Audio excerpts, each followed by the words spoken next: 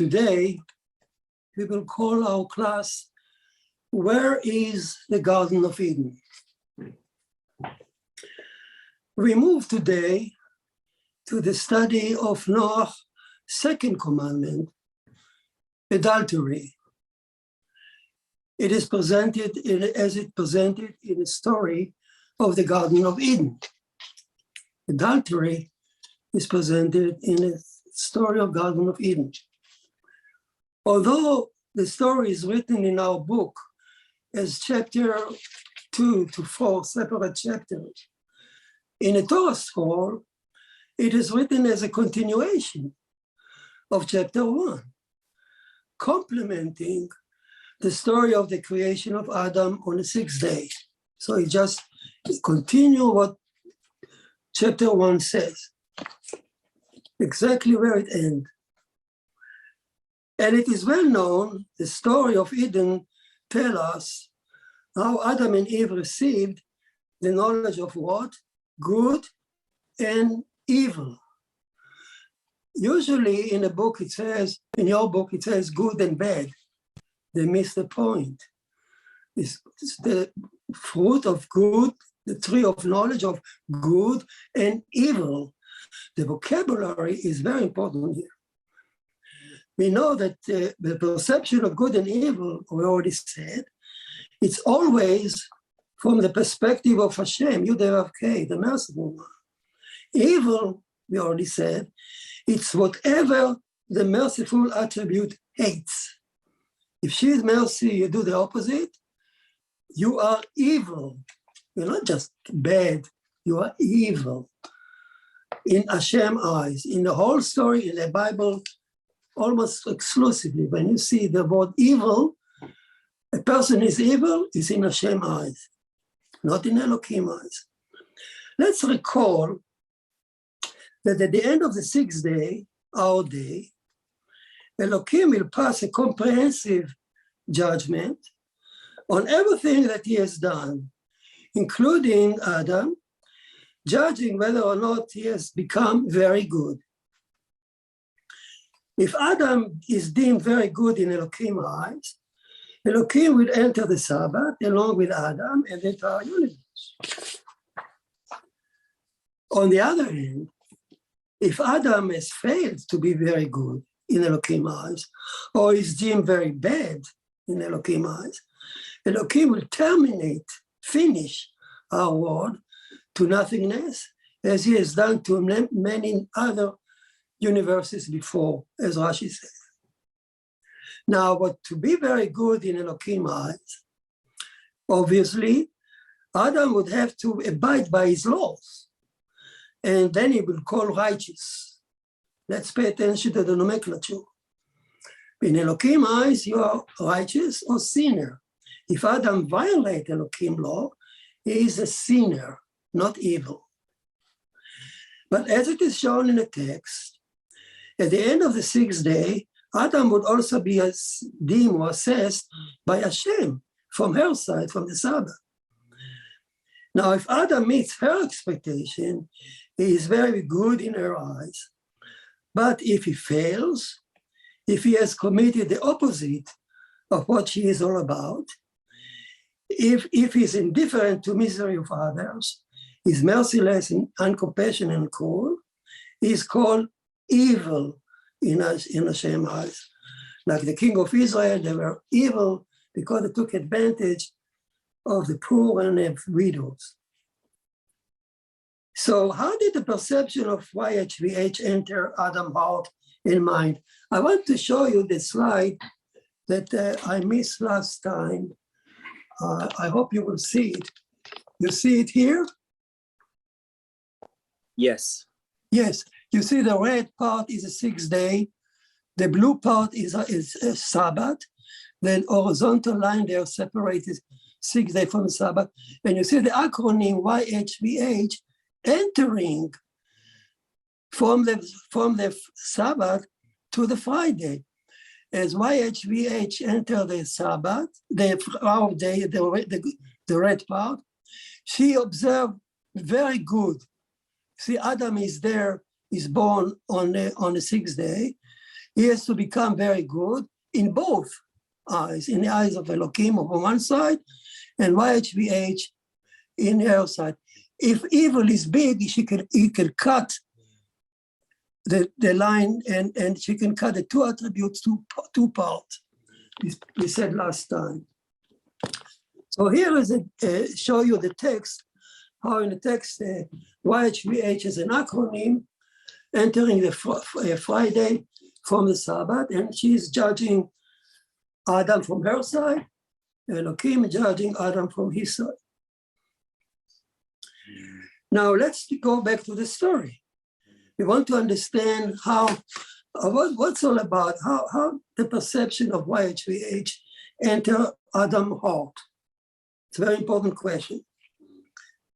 Let's see, in Genesis chapter 1, that we just finished, it is written that Elohim said, let us make Adam in our form and our image, speaking in plural. Yet, in the next verse, it says explicitly that Elohim created Adam in his image alone. How could it be? So in the planning stage, Elohim spoke in plural in the name of Hashem and Elohim together.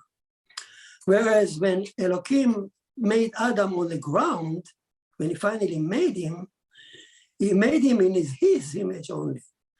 And it would be up to Adam to accept Hashem into his heart and in his own discretion and free will. Let's repeat the story in full so we could understand what we are talking about. When Elohim planned to create Adam, he invited the attribute of mercy, I'll repeat the story that you already know, Yud-K, to join him in the heavenly court. You saw that in the text there. Yud-H entered our world in the sixth day, as shown in the text, and observed Elohim world. From the blue, she looked down to the red there. She observed it. Observe is always associated with YHVH.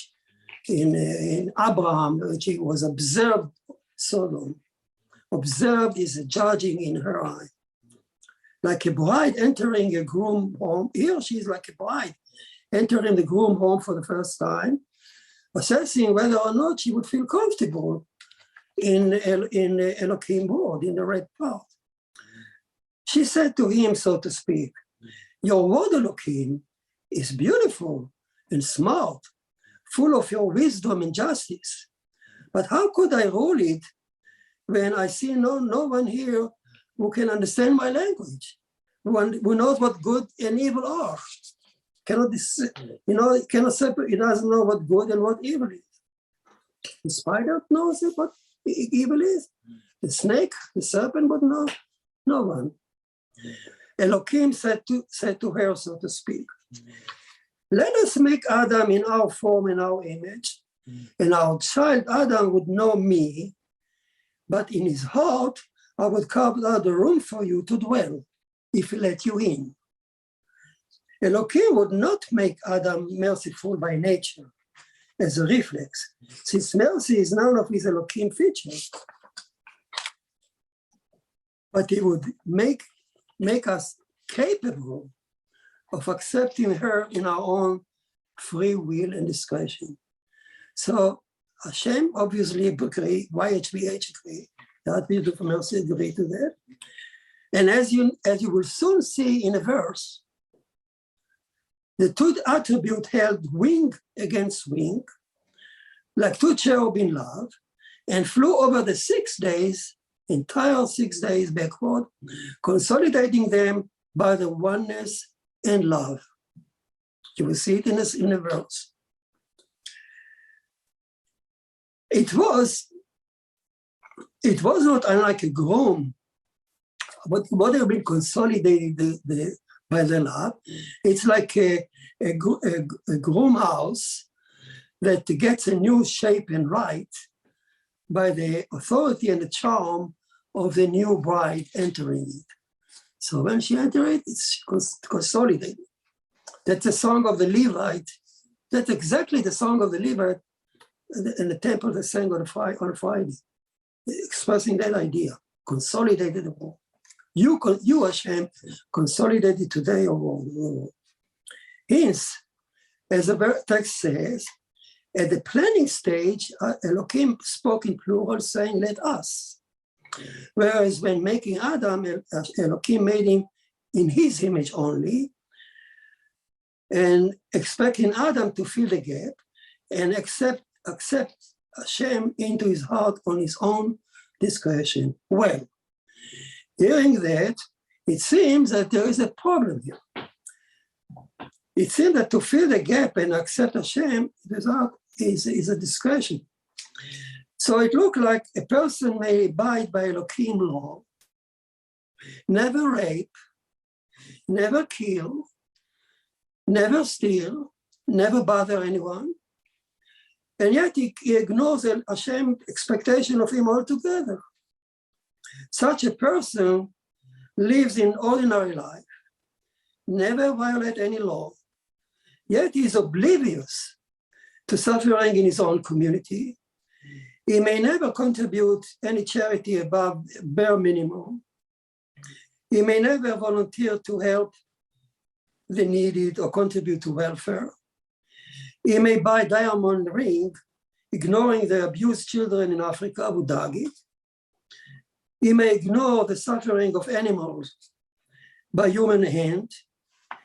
He may never support any human right.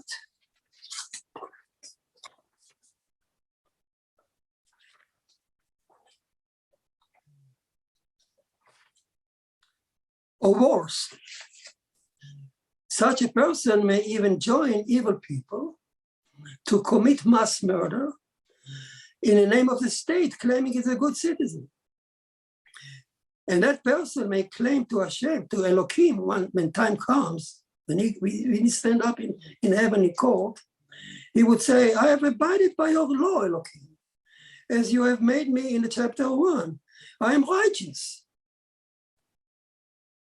It says in chapter 1, all I need to do is to abide by your laws. Mercy is discretional. Well, Elohim would say to him then, listen, guy, sorry, you quote me chapter 1, but you should have read also chapter 2, the story of Eden, where it explains how the perception of good and evil has entered every person's heart. Your claim is dismissed. So the story of Eden came as a supplement to chapter 1 to show that despite the fact that Elohim made Adam in his image only, it was the primordial sin of Eden that brought the perception of good and evil into the heart of each person at birth, with no exception, so that no one may claim that mercy, compassion, and forgiveness are discretional. So this is the primordial sin. By eating the fruit, they understand good and evil. And when they came down to live on earth, it's now inside each one of us. Let us read now the story in detail in Eden to understand exactly how it happened.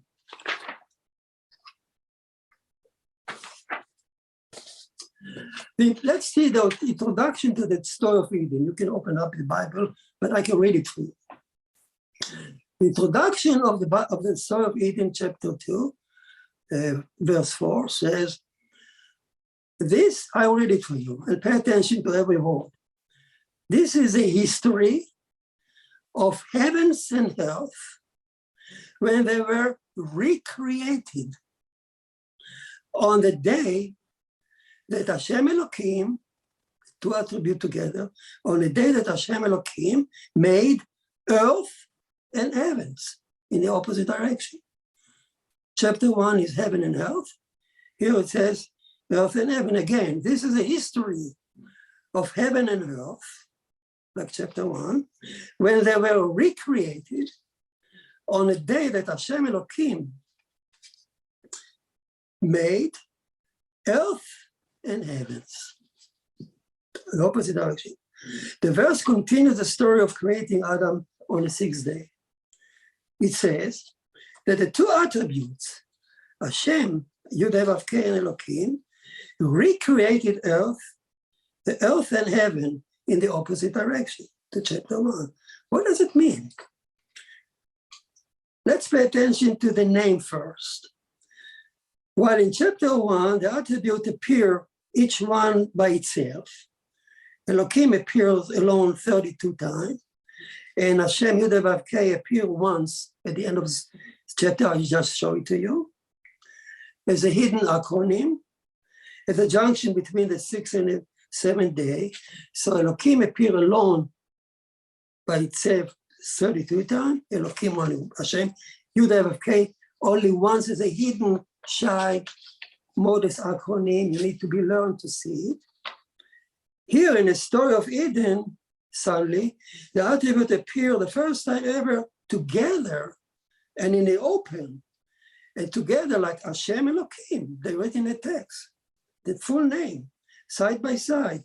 They name close to each other, touching each other, as they would never appear again throughout the Torah. You know, this expression, Hashem Elohim, is unique to the story of Eden. It would never show again in the Torah. They appear in this fashion, side by side, 20 times in the story of Eden.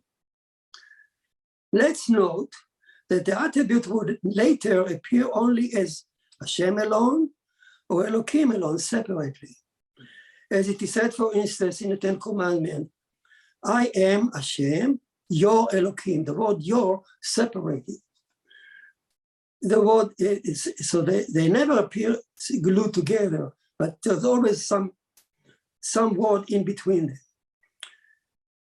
And that's the truth for the entire Torah. But here in Eden, they appear together only this fashion, side by side, flying together in love, so to speak. Now the verse says that Hashem Elohim in oneness recreated earth and heavens in a reverse direction to chapter 1. How could it be?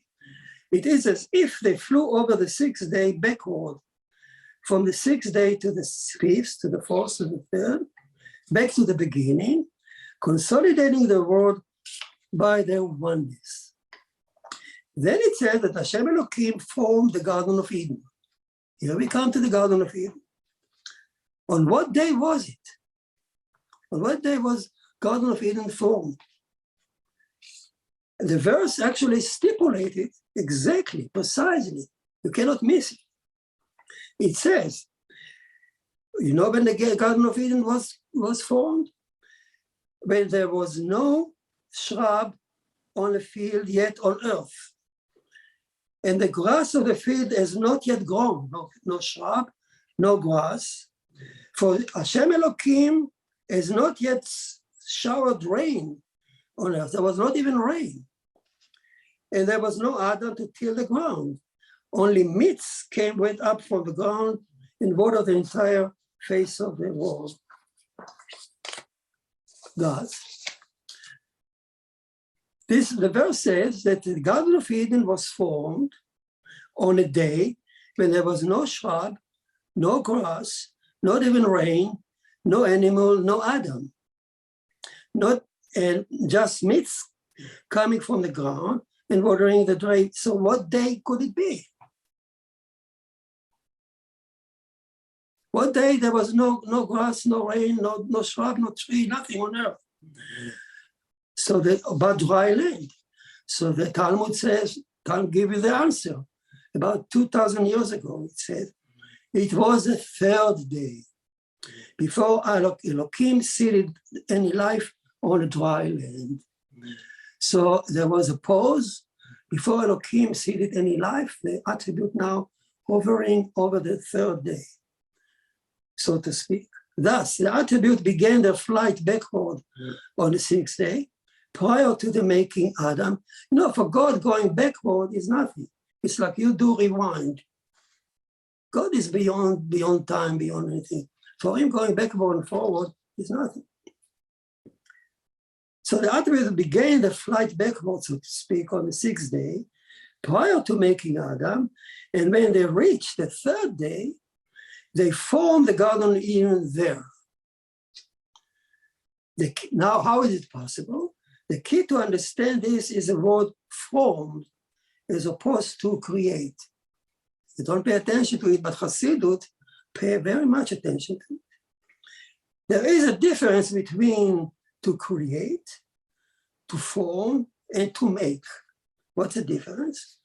For instance, when I build a house, I would first create it on my mind. I would decide in my mind what sort of house it should be, what would the style it be, what should I use it for? Is it commercial, private, how many beds, how many rooms? Then I would contact an architect who would form my house on a blueprint, describing it on a paper or the computer as you wish, in detail. So to create is to first think about it in your mind, then you form it on the paper, on the computer, as a virtual house. And then, only then, after you've done that, you contract a builder who will make the house, put it on the real ground. Thus, there is a word of creating, called beria in Hebrew, word of forming, yetzira, word of making, asina. These are the three stages necessary for any human endeavor. Always we go through these stages for any activity. As it turned out, the entire story of Eden is written as in the word of forming. There is no creation there, there is no making there. It's what God formed. Hence, it was a virtual garden, like a blueprint or computer, if you wish, still hovering over Mount Moriah today, as Rabbi Bachya said. So while there was no grass, no shrub, and no tree on real earth, the Garden of Eden has already the following tree in it. I mean, it was full of trees inside the garden. As it says, Hashem Elohim caused to sprout from the ground every tree that was pleasing to the sight and good for food. Also the tree of life in the midst of the garden, and the tree of knowledge of good and evil. Obviously, it was a virtual garden full of beautiful virtual trees and virtual animals, as the text would later say. Then, in this virtual garden, on the third day, Hashem Elohim also formed the virtual Adam, as it says. And Hashem Elohim, in oneness, Hashem Elohim formed Adam from the ground, and he blew his spirit in oneness. Hashem Elohim together, but he says his spirit, because they appear along in oneness, into Adam's nostril, and Adam became a living soul. Then Hashem Elohim placed the form Adam into the form Eden to till it and to preserve it. Why the garden? What's the whole idea? In the flight over the 6 days, back to the beginning, holding each other wing in mutual love, if you wish, the attribute arrived at day 3, before seeding any life on earth. Here, Hashem, Yud-Vav-Kei, the merciful attribute, turned to Elohim and said, so to speak, why won't we spare our child Adam the agony of living in your world, Elohim? It is a beautiful world indeed, full of your wisdom and your justice, yet it is also full of misery and sorrow and death, which I want to spare him. Why won't you be open for Adam an alternative path, the Garden of Eden, bereft of any sorrow and death, from where he would arrive directly to the Sabbath without ever being exposed to the angel of death on earth? And she continued, and to become very good in your eye, Elohim, let us give him just one simple commandment. I know that your attribute of justice, judgment, you need to judge Adam. So let's give him this one simple commandment, like do not eat from this particular tree, which is actually a tantamount to idolatry, because if you violate it, you violate idolatry by disobeying the king. If Adam complies, he wins your trial, and he would enter the Sabbath with you from the Garden of Eden. So Elohim said to her, so to speak, but what about you? If Adam never lives on earth, on real earth, never been exposed to sorrow and death, how would he never comprehend you, your love, your mercy, your compassion, and forgiveness? This is shown only on the background of my word. In that case, he would never know your full glory. Hashem, Yud-K answer to him, so to speak. I don't mind. She speaks like a loving mother. I don't mind giving up my glory in his eyes, as long as I have spared him the agony of living in your world. All I would ask from Adam in Eden is to feel my holiness, my joy and my love to him. If he feels that, he would be very good in my eyes. So in Eden, Adam will have to abide by just one commandment, idolatry, which is talked about, do not eat from the fruit. And from Hashem's perspective, she doesn't care if he doesn't appreciate her glory of mercy, because in Eden there is no need for mercy, compassion, and God. So Adam would never feel it, never understand it in Eden, but she doesn't mind. As long as he accepts her joy and love, that's all a loving mother would like to do.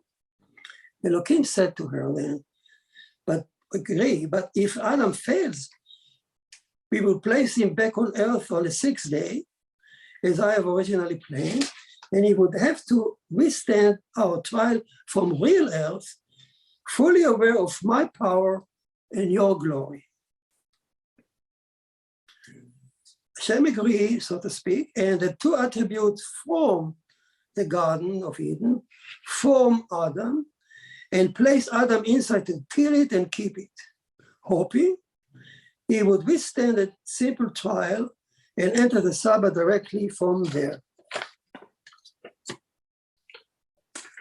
Now, as we all know,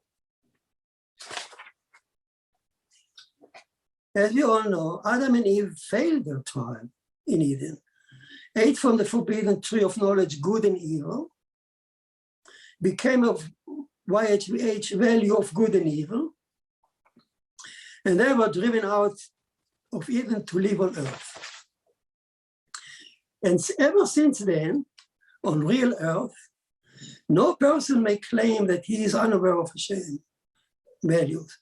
He is unaware of mercy, compassion, and forgiveness. No person can claim that he is made only in Elohim eyes. He is like an animal, as it says in chapter 1. For all people now carry the awareness of good and evil embedded in the soul. They enter our soul when we were in Garden of Eden. Now let me add one more thing, a new thing here. But while they were living in Eden, under the love of Hashem Elohim, the two cherub, Moses put them as two children, as two cherub, looking, boy and a girl looking at each other with love, wing touching wing. So, but in Eden, while they were living under such reign, kingship of Hashem Elohim in love, Adam and Eve received, by eating the fruit, another aspect of Hashem's holiness, and that is the ability to distinguish between sexual promiscuity and marriage, adultery versus pure family life. That aspect that got into their soul when they ate the fruit, if you remember, they covered the nakedness.